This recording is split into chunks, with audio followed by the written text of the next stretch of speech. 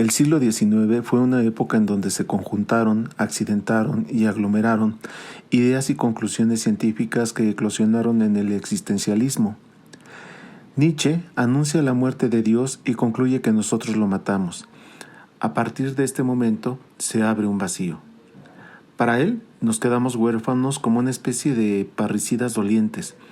Esta frase tan conocida y tan criticada implica no que Dios esté efectivamente muerto, sino que la idea de Dios ya era insostenible en la forma que lo habían conceptualizado las diferentes culturas durante miles de años.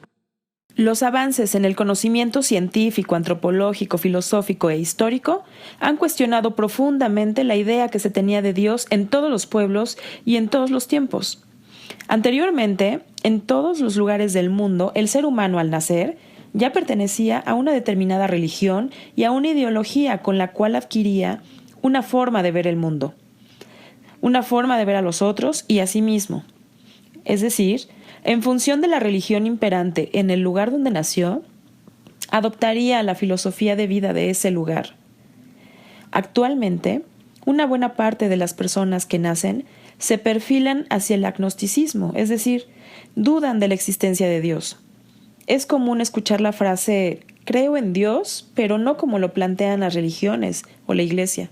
Para Nietzsche, el Dios ha muerto y nosotros lo matamos, es la idea de que Dios ya no es capaz de actuar como fuente del código moral o teleológico. Dios fue el eje durante miles de años. Dios era el principio y el final de todo. Edad antigua. No había nada más importante que él y por lo tanto no se tenía que estudiar ni importaba saber nada más que sobre él. Edad media.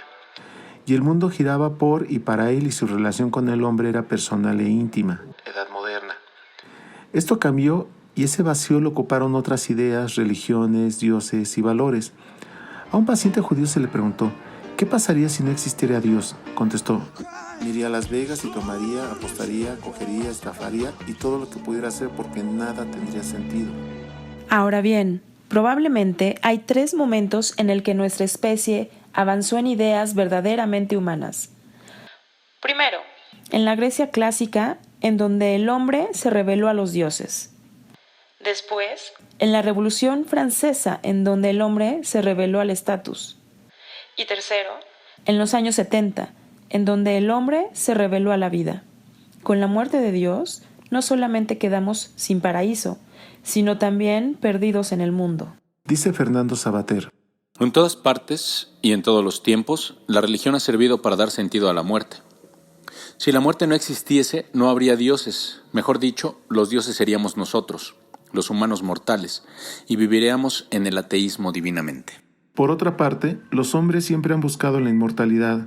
Un tipo quemó la biblioteca de Alejandría porque quería pasar a la historia. Su castigo fue que lo borraran de los libros de acta de nacimiento. En la famosa película de los 300, el rey Leónidas lucha contra los persas y asegura que esta noche van a cenar con los dioses porque van a pasar a la inmortalidad. Cuando nos bajamos del árbol teníamos una esperanza de vida entre los 30 y 35 años. Pasamos a los 60 años en el siglo XIX con las vacunas y ahora estamos en los 80 en los principios del siglo XXI. La ciencia investiga incansablemente para incrementar la edad de vida de la humanidad. No querer morir parece ser un objetivo. De hecho, lo es. Todo ente vivo busca cumplir su ciclo vital y requiere sobrevivir para ello. Y los humanos, a estas alturas, ya no solo quieren sobrevivir, sino vivir lo mejor posible. Cada una de nuestras células tiene genes que en su ADN llevan esta consigna. Por esto, todas las religiones en todos los tiempos prometen la inmortalidad con la vida más allá de la muerte. Los egipcios preparaban los cuerpos para viajar al otro mundo, al igual que los griegos y romanos, que necesitaban 2 monedas y un perro para pasar al otro lado. Las culturas prehispánicas tenían una cosmovisión cíclica y también requerían un xoloescuintle. La creencia en la vida después de la muerte es importante para el Islam. El cristianismo promete no solo la vida eterna, sino la resurrección de los muertos. Incluso en 2015, Google, el gigante tecnológico, inició su propia búsqueda de la eternidad. En su laboratorio estudia medios para revertir el envejecimiento, nanopartículas para detectar mutaciones de cáncer o copias de seguridad de nuestro cerebro que se suban a la nube. Y entonces, ¿qué pensar acerca de esto? Jorge Luis Borges, en El cuento del inmortal, plantea el encuentro de un manuscrito antiguo, conseguido por un anticuario, en donde un capitán romano sabe, de un soldado que está falleciendo, de un río que puede dar la inmortalidad. El capitán junta 200 soldados para ir a buscar el agua contra la muerte. Todas sus huestes mueren por enfermedad, deserción, batallas, epidemias, etc. Solo queda él, quien a punto de desfallecer encuentra finalmente el río. Paradójicamente es un río pestilente, arenoso, sucio. Al revivir se encuentra con un troglodita. Llama la atención que Borges haya puesto este adjetivo. Una especie de subhumano que se comunicaba de manera muy dificultosa, que apenas comía y no le interesaba prácticamente nada. El troglodita lo lleva a una ciudad que había sido construida por los inmortales, gente que había tomado agua de ese río. Sorprendido porque pensaba que la ciudad de los inmortales tenía que ser gloriosa, bella, eficiente, única, pero lo que ve es una ciudad sin sentido, prácticamente derruida, polvosa, mugrienta. Los trogloditas se fueron de ahí porque ya no les interesaba y se fueron a vivir a cuevas. En ese momento el capitán se dio cuenta de que la inmortalidad te deshumaniza, hace que ya no tengas interés en nada porque ya lo has vivido todo. Hace que ya no valores nada porque ya nada es importante. Hace que ya no tengas necesidad de comunicarte porque ya lo has hablado todo. ¿Cómo puedes valorar e interesarte en algo si ya lo has tenido todo? Ayn Rand, por su parte, llega a la misma conclusión. La materia es indestructible. Puede cambiar sus formas, pero no puede dejar de existir. Solo un organismo vivo enfrenta la constante alternativa, la cuestión entre la vida o la muerte. La vida es un proceso de acción autosostenida y autogenerada. Si un organismo fracasa en esta acción, muere. Sus elementos químicos perduran, pero su vida termina. Solo el concepto de vida hace posible el concepto de valor. Solo para un ser viviente las cosas pueden ser buenas o malas. Para aclarar totalmente este punto, inténtese imaginar un robot inmortal e indestructible, un ente que se mueve y actúa, pero al que nada puede afectar, que no puede ser cambiado de ninguna manera, que no puede ser dañado, lesionado o destruido. Tal ente sería incapaz de tener valores, no tendría nada que perder ni ganar, le sería imposible considerar que algo está en su favor o en su contra, que algo pudiera favorecer o amenazar su bienestar, o realizar o frustrar sus intereses. No podría tener intereses ni metas. Solo un ente vivo puede tener metas o generarlas. Solo un organismo vivo posee la capacidad de realizar acciones autogeneradas y dirigidas hacia metas.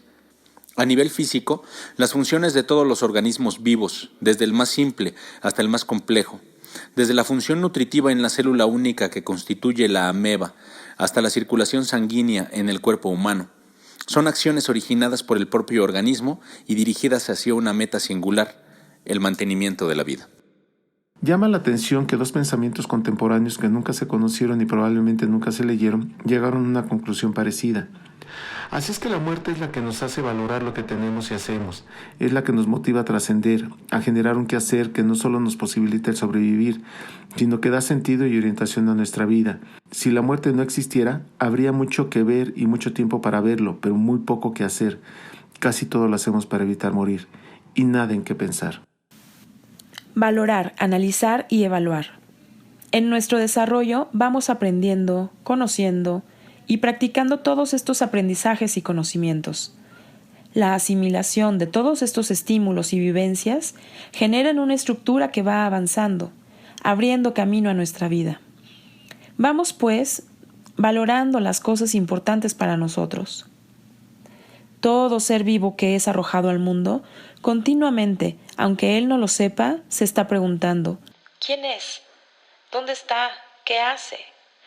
Estas preguntas básicas pero fundamentales hacen que la humanidad avance. El único problema es cuando otros vienen a responder esas preguntas, cuando te dicen qué tienes que hacer, cuánto vales, quién eres o hacia dónde vas. Así es que el ser humano está supeditado a pensar filosóficamente, aunque no sepa nada de filosofía. Desde pequeño empieza a generar una jerarquía de valores que a lo largo del tiempo se va solidificando. Y esta es la parte interesante. No hay valores universales, ni siquiera el de la vida. No existirían los suicidas. El ser humano genera una diversidad de valores conforme a lo que ya hablamos, cultura, educación y aprendizaje. Y nadie te puede comprobar que un valor es mejor que el otro, aunque por supuesto la gente lo crea. Pues hay personas que creen en el dinero, otros en el conocimiento, muchos más en la religión y otros en el arte. Esto es lo más espectacular. Cada ser humano crea su propia cosmogonía de valores, así que es inevitable no tener una forma de cómo ver la vida, lo que crees y cómo te comportas.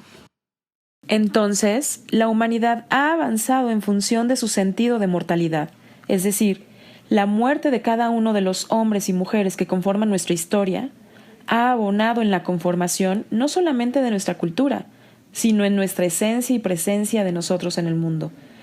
La muerte te da una orientación en la que valoras las cosas importantes que tienes en tu vida. La muerte no solo es vida, sino principio y fin de nuestra conciencia y la única forma de entender nuestra existencia. Tequeremosescuchar.com. Recupera el bienestar de tu vida emocional.